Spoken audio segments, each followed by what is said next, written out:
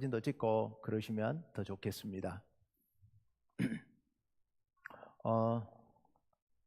매년 이제 연말이 되면 나오는 발행되는 책 중에 트렌드 코리아라는 책이 있습니다. 트렌드 코리아 매년 나와서 지난 연말에 나온 책이 트렌드 코리아 2024라는 책이 있습니다. 우리나라 소비 트렌드를 10가지 키워드로 발표를 합니다.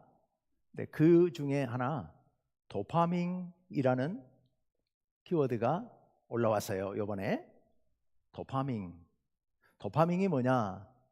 도파민과 파밍의 합성어예요. 도파민은 우리 신경 전달 물질이라고 하는 건데요, 우리를 이렇게 기쁘게, 행복하게, 짜릿한 쾌감을 느끼도록 만드는 그런 신경 물질이라고 알려져 있습니다. 물론 이게 여러 기능을 복합적으로 하기 때문에 딱 한 가지로만 말할 수는 없습니다만은 그런 것이다 라고 얘기를 합니다.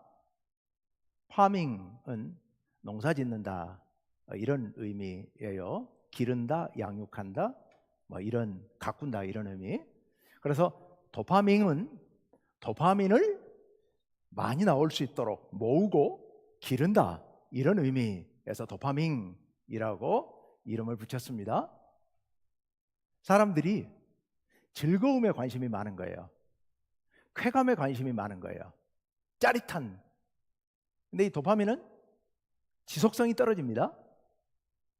또 많이 나오지도 않습니다. 우리 몸에 일정량 한계가 있다고 그럽니다. 그런데 사람들은 이 짜릿한 쾌감을 즐기죠.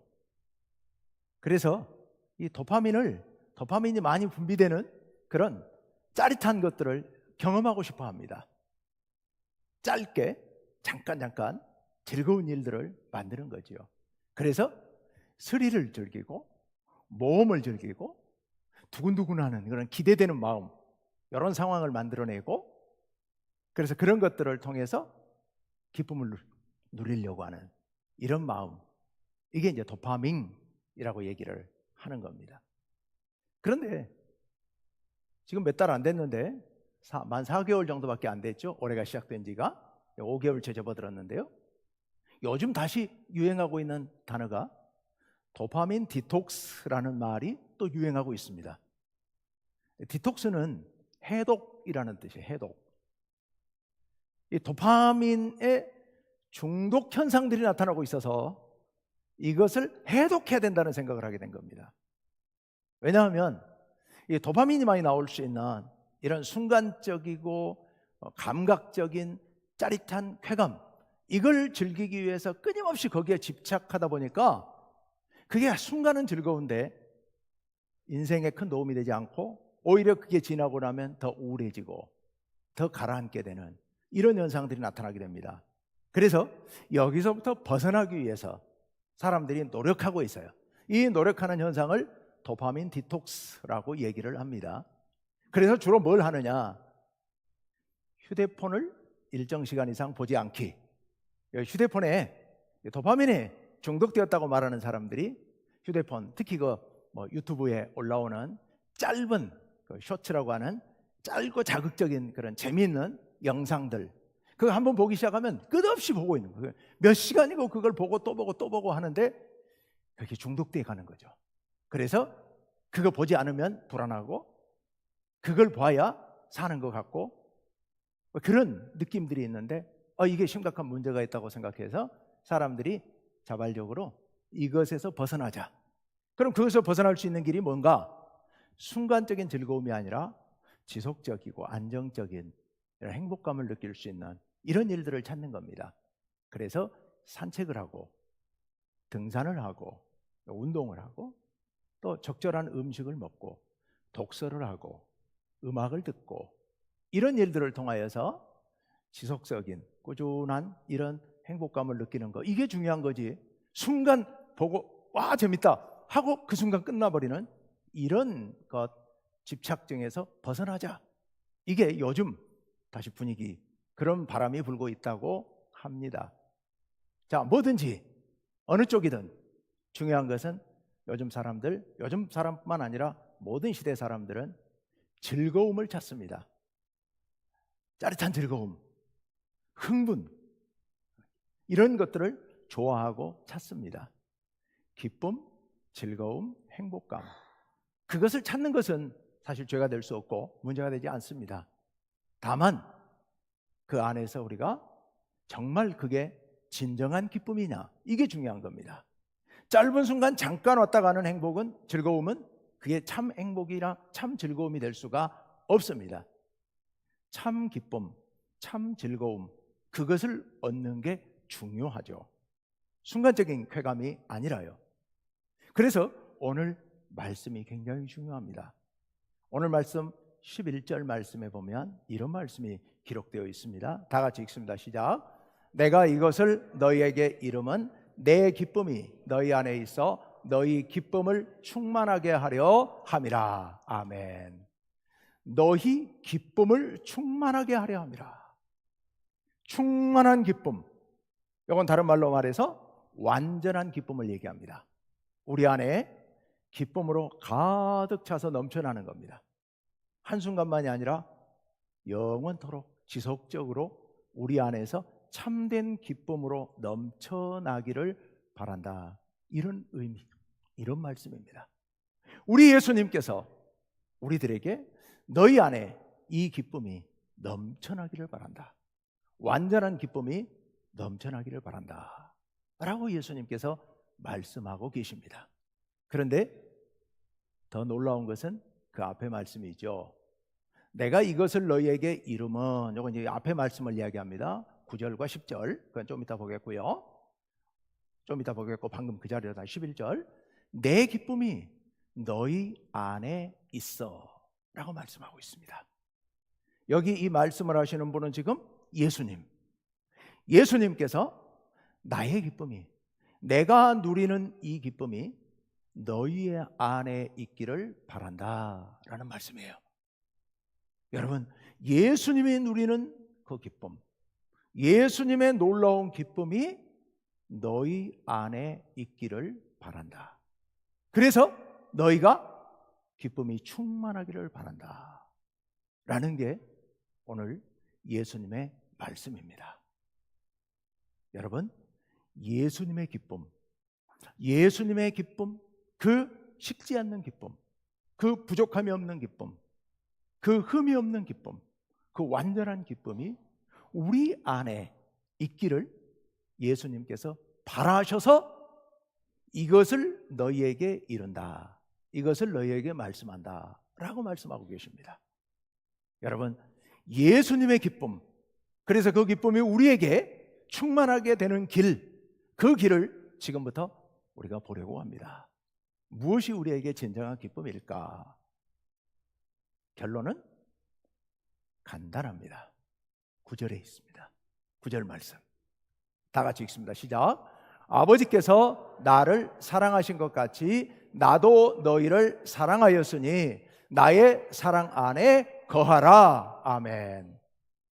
나의 사랑 안에 거하라, 이 말씀입니다. 나의 사랑 안에 거하면 너희에게 나의 기쁨이 충만하게 될 것이다 라고 말씀하십니다. 어떻게 하면 우리의 기쁨이 충만하게 된다고요?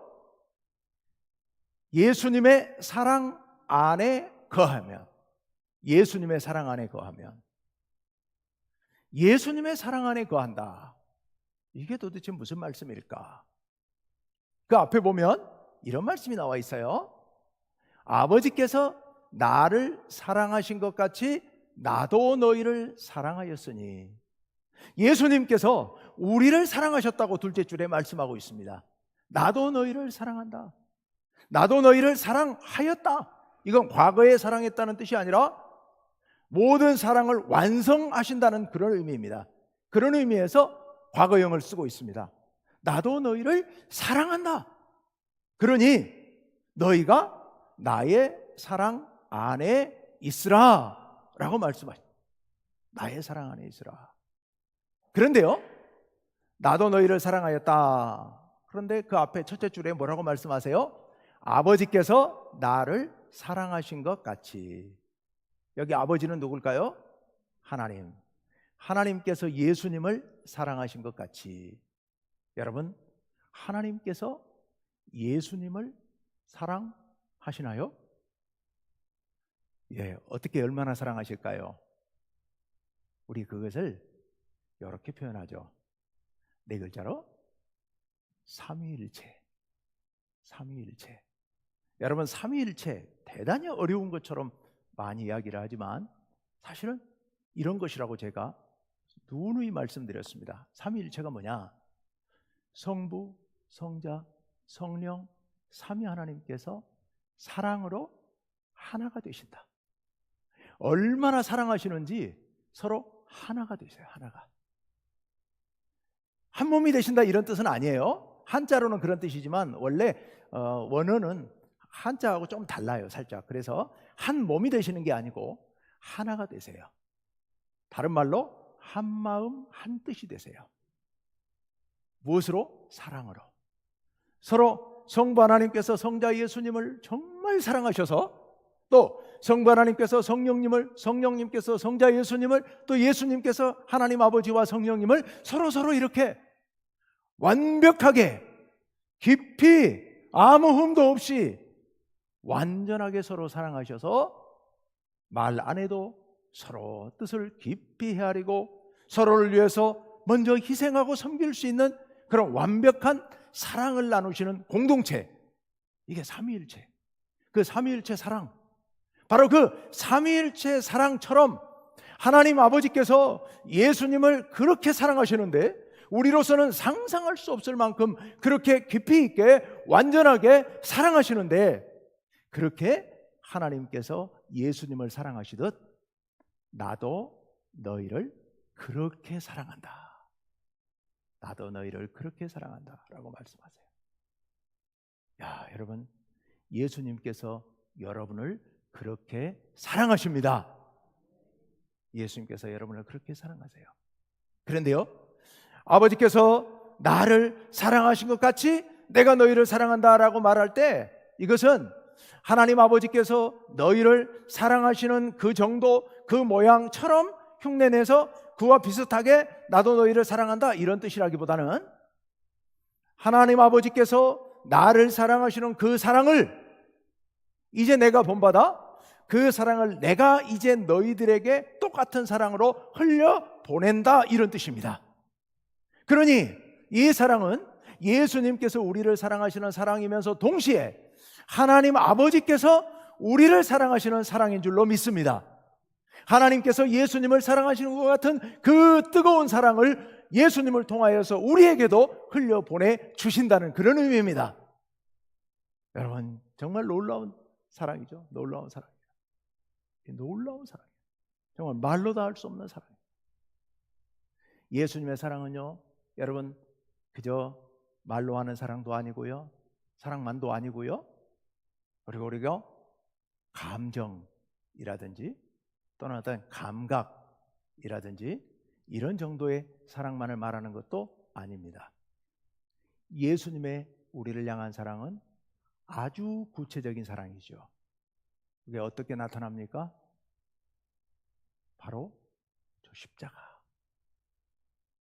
예수님께서 우리를 위해서 친히 십자가를 지시고 채찍에 맞으시고 가시관을 머리에 쓰시고 손발에 못이 박혀 그게 찢어져 내리도록 그 모진 고통을 우리를 사랑하심으로 대신 받으신 그런 사랑인 줄로 믿습니다. 구체적인 사랑이에요. 구체적인 사랑. 그 사랑으로 우리를 사랑한다라고 예수님 말씀하십니다. 그러니 우리 보고 어떻게 하라고요? 9절 하반절에 나의 사랑 안에 거하라. 오늘 설교 제목이에요. 나의 사랑 안에 거하라. 여러분, 예수님의 사랑 안에 거한다라는 게 무슨 뜻일까요? 거한다는 게 한자로 산다라는 뜻이거든요. 산다. 나의 사랑 안에 살라. 그걸 좀 더 풀어서 좀 더 정확한 의미로 말씀드린다면 나의 사랑 안에 머무르라. 주님의 사랑 안에 머무른다는 뜻입니다. 젖 먹는 아이가 엄마 품 안에 머무르듯이 그렇게 우리가 예수님의 사랑 안에 머물러야 됩니다. 예수님의 사랑 안에 머물러야 돼요. 이 머무른다고 하는 것은 다른 의미로 누린다는 의미입니다. 그 사랑을 마음껏 누려야 돼요. 어떻게 누리느냐? 예수님의 사랑 안에 거한다라는 말씀을 좀 더 이해하기 쉽게 예수님께서 비유를 드신 말씀이 있습니다. 오늘 말씀 4절에 이런 말씀이 기록되어 있거든요. 다 같이 읽습니다. 시작. 내 안에 거하라. 나도 너희 안에 거하리라. 가지가 포도나무에 붙어있지 아니하면 스스로 열매를 맺을 수 없음같이 너희도 내 안에 있지 아니하면 그러하리라. 아멘. 아멘. 여기서는 포도나무 비유를 통해 말씀하십니다. 예수님은 포도나무 나무예요. 나무 줄기. 우리는 가지. 그런데 예수님 안에, 내 안에 거한다는 게 무슨 의미냐? 포도나무 가지가 포도나무에 붙어 있는 것을 말합니다. 여러분, 포도나무 가지가 포도나무에 붙어 있어야지 이게 떨어지면 아무것도 아니죠. 포도나무 가지, 포도나무 줄기에서 잘려서 떨어지는 순간 이거 뭐에 쓰겠습니까? 꽃도 피울 수 없고 열매도 맺을 수 없고 그렇다고 땔감으로 쓸 수도 없고 이게 뭐 땔감으로 가치가 없어요. 목재로 쓸 수도 없고요. 그냥 버려지는 거예요. 그러다 그냥 어디 버릴 데 없으면 갖다가 불태워 버리는 거예요. 여러분, 포도나무 가지가 포도나무 줄기에 붙어 있는 것, 이것이 예수님 안에 거하는 거예요. 다시 말씀드리면 예수님 사랑 안에 거한다는 것은 예수님과의 관계 안에 있다는 뜻입니다. 예수님과 깊고 깊은 관계 안에 있어요. 여러분, 믿음이 뭐라고요? 제가 늘 말씀드렸는데 믿음이 뭐예요? 사랑과 신뢰의 관계.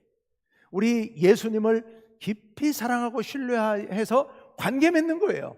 이게 믿음인 거예요. 그래서 믿음이 좋을 수도 있고 나쁠 수도 있어요. 믿음이 좋은 사람도 있고 큰 사람도 있고 작은 사람도 있어요. 관계가 희미한 사람도 있고 관계가 아주 돈독한 사람도 있듯이 부부간의 관계가 다 부부관계지만 그렇다고 똑같은 게 아니고 다 다르듯이 부부마다 관계 정도가 다 다르듯이 하나님과 우리의 관계, 예수님과 우리의 믿음의 관계도 사람마다 다 다른 거예요. 그래서 믿음이 더 좋은 사람도 있고 덜 좋을 수도 있다는 얘기입니다. 부부관계가 좋고 나쁜 것처럼 우리가 하나님과의 관계, 예수님과의 관계는 바로 그런 겁니다. 예수님 안에 있다는 것은 예수님 앞에 딱 붙어있는 가지처럼 완벽한 관계를 유지하고 살아가는 것, 이게 바로 예수님 사랑 안에 거하는 것.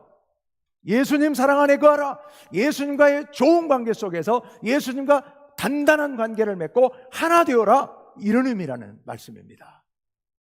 우리는 예수님 사랑 안에 머무를 수 있어야 됩니다. 예수님 사랑을 마음껏 누릴 수 있어야 됩니다. 우리 한국 기독교인들이 제일 못하는 게 하나님 사랑, 예수님 사랑을 누리는 걸 잘 못하는 것 같아요. 교회 오면 일은 잘해요.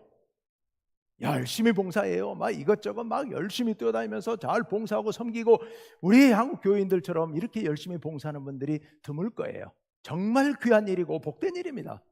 그런데요, 그거보다 더 중요한 일이 있습니다. 문제는 이겁니다. 이 중요한 걸 놓치면 안 되는데 이게 먼저고 그 다음에 봉사하고 섬기는 일인데 순위가 바뀌어가지고 이게 섬기고 봉사하는 이 일을 먼저 해버리면 이거 곤란해집니다. 그럼 그거보다 더 중요한 게 뭐냐? 바로 예수 그리스도의 사랑 안에서 그 사랑 안에 머무르면서 그 사랑을 누리는 거예요. 누리는 거. 이게 훨씬 더 중요한 겁니다. 자녀가 부모에게 효도하는 게 여러 좋은 선물, 어버이날도 다가오는데 여러 좋은 선물 사가거나 뭐 해가지고 부모님 앞에 갖다 드리는 것보다 훨씬 중요한 것이 부모님의 품 안에서 부모님의 사랑을 마음껏 누리면서 부모님 품 안에 안겨 있는 것. 여러분, 어린 자녀가 부모에게 주는 가장 큰 기쁨이 뭐겠습니까? 뭐 좋은 선물 사다 주는 게 기쁜 일이겠습니까? 그게 아니잖아요. 젖먹이 아이가 엄마 품 안에 안겨서 행복해가지고 엄마를 바라보면서 반드시 웃는 거. 여러분, 그거보다 더 좋은 엄마의 행복이 어디 있겠습니까? 다른 것과 비교할 수 없잖아요. 비교할 수 없어요. 여러분, 그게 머무름이고 누림이고 사랑 안에 거하는 겁니다. 여러분, 우리 한국 기독교인들은요, 요거 해야 됩니다. 하나님 사랑을 마음껏 누리는 거. 여러분 생각에, 그거야 젖먹이 때 얘기고, 지금 나이가 몇 살인데 나이가 환갑이 지났는데 뭘 맨날 누리고만 있어. 열심히 가서 일을 해야지. 여러분, 환갑이 넘은 자식도 그 부모, 90이 된 부모 앞에 가장 잘하는 것은, 부모가 가장 바라는 것은 부모 앞에 와서 그 어렸을 때 모습으로 부모 앞에 거하는 거, 부모 앞에서 행복해하는 거. 여러분, 이거보다 더 좋은 효도가 어디 있겠습니까? 나이 들어도 마찬가지거든요. 여러분, 신앙생활의 연조가 깊었다고 해서 전혀 달라지지 않습니다. 오히려 연조가 깊으면 깊을수록 더 하나님 사랑을 귀하게 여기고 예수님 사랑을 귀하게 여기고 그 예수님 사랑 안에서 머무르면서 그 사랑을 기뻐하면서 하나님 나를 이렇게 사랑해 주시니 정말 감사합니다. 정말 감사합니다 하면서 그 속에서 행복해하고 기뻐하는 거. 여러분, 그거보다 더 하나님의 마음을, 예수님의 마음을 기쁘게 해드리는 건 세상에 없습니다. 하나님 사랑 안에 머무르십시오. 날마다 하나님 사랑을 생각하면서 말씀을 읽고 또 기도하면서, 그러면서 찬양하면서 행복을 누리십시오. 말씀 읽으라니까 그냥 의무감에 그냥 어떻게든 많이 읽어야지 막 하나님이 기뻐하실 것 같아요. 그런 거 말고 제가 말씀을 읽으라고 우리가 성경 통독 운동을 하는 것은 그런 뜻이 아닙니다. 말씀을 많이 읽어가지고 내가 몇 독을 해서 요거 내세우라는 소리가 아니고요. 말씀을 읽으면서 하나님 사랑 안에 머무르라는 얘기입니다. 딴 생각 유튜브 보고 다른 텔레비전 보고 있을 시간에 하나님 말씀 안에서 행복을 누리라고 제가 말씀을 읽으라고 하는 거지, 그건 몇 독 했다고 이게 내세우라고 읽으라는 게 아니라는 겁니다. 여러분, 무엇을 해도 좋습니다. 찬양을 해도 좋고, 기도를 해도 좋고, 말씀을 읽어도 좋고, 교회 청소를 해도 좋고, 교회에 와서 설거지를 해도 좋고, 뭘 해도 하나님 사랑 안에서 누리면서 하십시오. 그러면 여러분, 세상에 없는 무엇이 찾아와요? 아까 11절에 기쁨이 와요. 기쁨이. 세상에 없는 기쁨이 우리 가운데 충만하게 될 줄로 믿습니다. 그런데요, 오늘 지금 제가 11절 보고 9절 봤어요. 가운데 10절에 가면 분위기가 확 바뀌어요. 10절로 가볼게요. 10절 다 같이 읽습니다. 시작. 내가 아버지의 계명을 지켜 그의 사랑 안에 거하는 것 같이 너희도 내 계명을 지키면 내 사랑 안에 거하리라. 아멘. 갑자기 계명이 등장을 했어요. 이 계명 나오면 부담되죠. 부담되고, 이거 무겁고 마음에. 이거 지켜야 되는 것들이잖아요. 계명은 지켜야 되는 것들이에요. 하기 싫어도 지켜야 되고, 하고 싶은 거 하지 말아야 되고, 이게 계명이잖아요. 결국 이리 가려고 그랬구나. 그런 생각 드세요? 근데요, 여러분 첫 줄에 보시면 놀라운 말씀이 있습니다. 내가 아버지의 계명을 지켜 그의 사랑 안에 거하는 것 같이 했습니다. 예수님께서 하나님의 계명을 지키셨대요. 예수님께서 하나님의 무슨 계명을 지키셨을까요? 잘 몰라요. 하나님 나라에서 예수님이 뭘 해야 될 거, 하고 싶은 걸 안 하고 또 안 하고 싶은 걸 하고 막 그랬는가 어쨌는가 모르겠어요. 우리는 알 길이 없어요. 우리가 아는 건 뭐예요? 하나님의 뜻을 받들어서 순종하신 거예요. 바로 십자가 사건을, 십자가를 받아들이신 거예요. 우리 하나님께서 우리를 사랑하셔서 우리를 구원하시고 싶어하는 그런 열망이 하나님의 마음에 있다는 것을 예수님께서 사랑으로 느끼신 거예요. 아신 거예요. 그래서 하나님께서 쟤들을 위해서 누가 대신 죽어서 쟤들을 구원해야 되는데 요 마음을 갖고 있는 것을 아신 예수님께서 순종하시고 오셔서, 자원하시고 오셔서 예수님 십자가에 달려 돌아가신 거예요. 이게 바로 예수님께서 하나님 아버지의 계명에 순종하신 사건입니다. 사랑하시니까요. 예수님께서도 십자가 겁나는 일입니다. 무서운 일이죠. 그래서 예수님께서 우리 마태복음 말씀에 보면 우리 잘 아는 겟세마네 동산에서 기도하는 대목이 나와요. 한번 보여주세요. 그 다음 말씀, 다 같이 읽습니다. 시작. 내 아버지여, 만일 할만하시거든 이 잔을 내게서 지나가게 하옵소서. 그러나 나의 원대로 마시옵고 아버지의 원대로 하옵소서. 아멘. 예수님 나의 원대로 마시옵고, 여기 나의 원은 뭐예요? 피하고 싶으신 거예요. 두려운 거예요. 십자가니까, 죽는 거니까. 그렇지만 예수님 뭐라고 하세요? 마지막에 아버지의 원대로 하옵소서. 왜요? 하나님을 사랑하니까요. 아까 삼위일체 하나님, 그렇게 하나님을 뜨겁게 사랑하기 때문에 내 뜻이 아니라 아버지께서 원하시는 거 이 뜻에 따르겠습니다 라는 그런 의미입니다. 계명을 지킨다고 하는 것이 부담감 때문에, 이거 반드시 지켜야 될 의무감 때문에 그렇게 행한 게 아니고요, 예수님께서 하나님을 사랑하는 마음으로, 뜨겁게 사랑하는 마음으로, 내 원은 따로 있지만 하나님께서 원하시는 대로, 아버지께서 원하시는 대로 제가 그렇게 하고 싶습니다 라는 그런 사랑의 열망으로 예수님께서 계명을 순종하신 겁니다. 그러면서 예수님께서 내가 이렇게 함으로 아버지의 사랑 안에 거하는 것처럼 너희도 내 계명을 지키라고 말씀하십니다. 예수님의 계명이 뭐겠습니까? 예수님께서 말씀하신 가장 큰 계명 두 가지가 있죠. 하나는 하나님을 사랑하고, 또 하나는 이웃을 사랑하고. 다 사랑이잖아요. 예수님께서 사랑 안에서 하나님을 사랑하고 예수님을 사랑하는 그 사랑 안에서 하나님을 사랑하고 이웃을 사랑하라고 말씀해 주고 계시는 겁니다. 이것이 계명을 지키는 겁니다. 그렇게 할 때 우리는 어떻게 돼요? 우리도 행복합니다. 여러분, 하나님 사랑하는 일, 이웃을 사랑하는 일, 세상에 사랑하는 것보다 더 기쁜 일이 어디 있겠습니까? 우리가 이웃을 사랑하는 것이든 하나님을 사랑하는 것이든 사랑하는 것만큼 기쁜 건 없습니다.